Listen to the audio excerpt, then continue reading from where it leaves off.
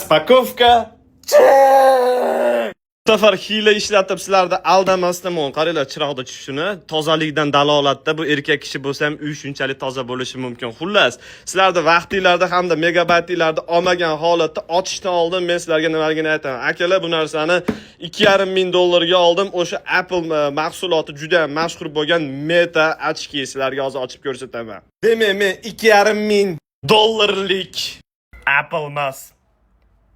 Apple.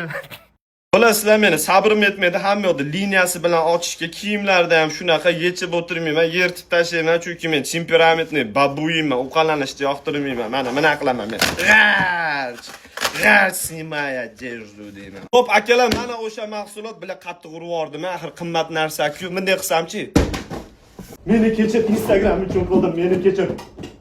Bu bilan nima qilsa bo'ladi? Virtual o'yinlar o'ynasa bo'ladi. YouTube, pinolar hamma narsada shu ochkini taqib olgan holatda o'zingizlar ko'rsanglar bo'ladi. Hattoki virtualni o'sha nima hayolinglarga keldi, o'sha narsalarni ham qilsanglar bo'ladi. O'zi ashuncha oldimi? Boshqa hech qanaqa sabab yo'q. Qani ochamiz, ko'ramiz akalar, ichida nima borligini, qanaqaligini.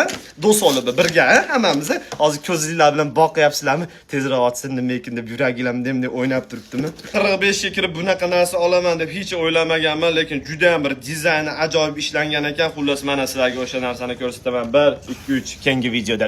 Kepkami kirakan degan ko't.